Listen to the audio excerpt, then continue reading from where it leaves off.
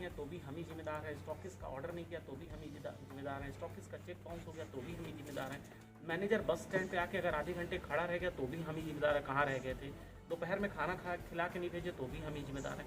हमारी जिम्मेदारियों का अगर आपका टारगेट है, प्रोडक्ट वाइज सेगमेंट है, और अगर बाय द वे डिपो में वो प्रोडक्ट शॉर्ट हो गया, आपका टारगेट मिस कर गया तो भी आप जिम्मेदार हैं। अगर पैरास्टामोल की डिमांड है मार्केट में और पता चला पेरिनॉम डिपो में पड़ा हुआ है और आपको नहीं यार वही मंगा लेते, कप सिरप ही मंगा लेते, टारगेट तो तुमको अचीव करना ही है, ग्रोथ तो तुमको देना ही है, हमको भी हमारा भी ध्यान रखना ही है, हमारी कंपनी की ग्रोथ भी देनी है। उस रेशियो में जब उसका ग्रोथ नहीं होता, उसको प्रताड़ना मिलती है, उसको अननेसेसरी कॉल एवरेज पे प्रेशर होता है, तब वो ऑर्गेनाइजेशन की तरफ देखना शुरू करता है, किसी से अपना दुख बात करता है। मेडिकल लैब एक ऐसी कॉम है कॉमरेड कि जब आप किसी को, अपनी वाइफ को भी अगर अपनी परेशानी बताएंगे तो समझ में नहीं आएगा उसको कि एक्चुअली आपकी परेशानी क्या है। और बहुत सी चीज़ें आप नहीं बता सकते कि आज डॉक्टर के कंपाउंडर ने आपके साथ कैसा बिहेव किया, या फलाना केमिस्ट ने किस तरह से दुर्व्यवहार किया, या मैनेजर किस तरह के शब्द बोलता है। जब मैनेजर की कॉल आती है तो बहुत से हमारे साथी होंगे जो फैमिली में अगर बैठे होंगे तो दूर चले जाते हैं, तो उसकी बदतमीजियों से किनारा हम अपने ऊपर झेल लें, हमारी फैमिली को ये ना पता लगे कि हम किस तरह का टॉर्चर झेलें। ऐसा नहीं है कि ये आज से शुरू हुआ कॉन्ट्रैक्ट, जिस दौर में ये बातें शुरू हुई थी पहले यही टॉर्चर और ज़्यादा हुआ था। मैनेजर आपके घर में घुस जाता था, आपका तुरंत स्टॉक लेता था, सैंपल लेता था, अगर वो अप टू द मार्क नहीं मिलता था, रिपोर्ट के हिसाब से नहीं मिलता था तो टर्मिनेशन इशू होता था। वहीं से ऑर्गेनाइजेशन का फॉर्मेशन हुआ।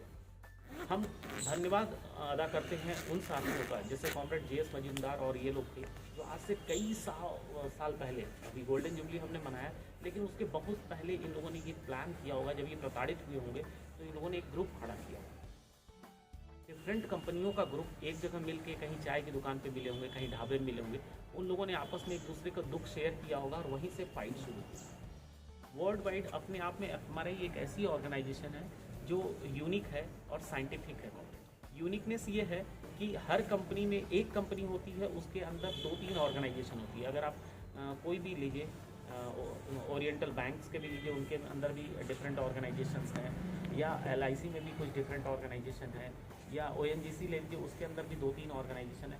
लेकिन यहाँ पे उल्टा है, यहाँ पे कंपनियाँ हज़ारों हैं और फील्ड वर्कर हैं, ऑर्गेनाइजेशन एक आती है FMRI। ये टफ है, जिसने सोचा होगा आसान नहीं है।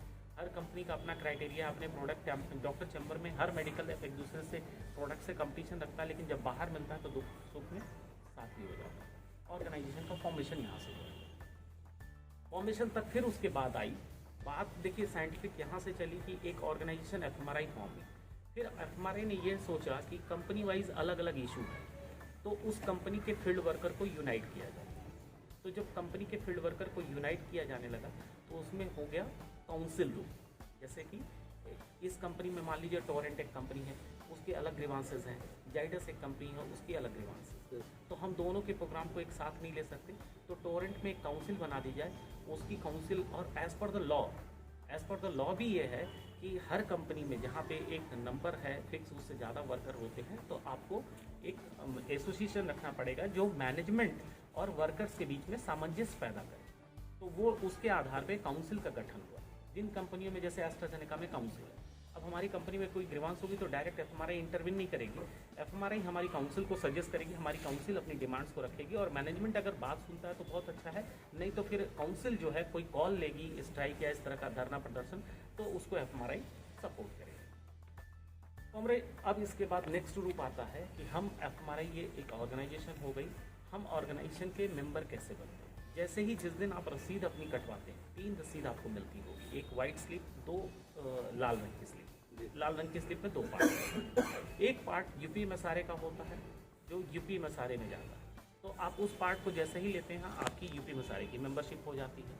जैसे, और उसमें एक पार्ट होता है FMRI का, तो वो पार्ट में आप FMRI के मेंबर हो जाते हैं। अब यहाँ से एफिलिएशन, जैसे ही आपने उस मेंबरशिप को लिया तो वो संस्था आपके लिए फाइट करने के लिए जिम्मेदार हो जाती है। अगर आपके साथ कोई लीगल इशू हो, अब जैसे आप ओजोन में हैं, हम इनके मैनेजर को रोके कि भाई आप मालवी जी को क्यों परेशान कर रहे हैं, तो उनका मैनेजर बोलेगा कि भाई आप तो ओजोन में है नहीं, आपसे क्या मतलब मालवी जी को हम परेशान करें ना करें। तब मेरा स्टेटमेंट होगा कि मालवी जी मेरी संस्था जो FMRI है उसके मेंबर हैं और मैं भी उस संस्था का मेंबर हूँ, लिहाजा हम एक दूसरे के सुख दुख में साथ खड़े रहेंगे। और संस्था जो है, जो FMRI है, उसकी कॉल भी यही है, उसका जो एजेंडा है कि जो भी इस तरह की दिक्कतें आएंगी हम लोग एक साथ रहेंगे, हम उस बिहाफ पे इनके साथ खड़े हैं। जैसे बनारस यूनिट में कई बार लीगल केसेस होते हैं, जब हम लोग कहीं डेमोन्स्ट्रेशन पे जाते हैं तो पुलिस आती है, तो उनका सबसे पहला क्वेश्चन होता है आप यहाँ कैसे हैं? तो हम लोग का ये होता है कि ये FMRI के मेंबर हैं ये भी और हम भी, और चूँकि हमारी संस्था जो है इनके यहाँ अगर कोई भी इशू हो गए तो उसमें ये है बाईलॉज है कि हम इनके साथ खड़े रहेंगे, लिहाजा हम इनके साथ खड़े हैं।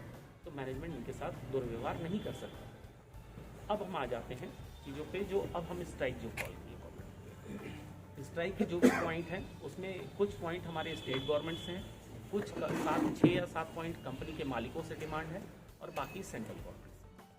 कॉमरेड, उसमें जो पॉइंट आ रहे हैं, सबसे बड़ी चीज़ जो आ रही है स्ट्राइक के जो पॉइंट है, स्ट्राइक में सबसे पहला बात हम आ रहे हैं, जो हम डिमांड करते थे आज की डेट में सबसे ज़्यादा ज़रूरी है हमारी वर्किंग आवर्स की।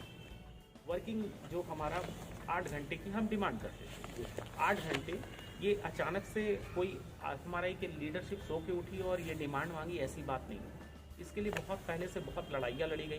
पहले भी वर्कर्स को, लेबर्स को 24 घंटे काम कराया जाता था, बहुत आंदोलन हुए, जिसकी वजह से मे डे डिक्लेयर हुआ। हम उतने डिटेल में नहीं जाएंगे।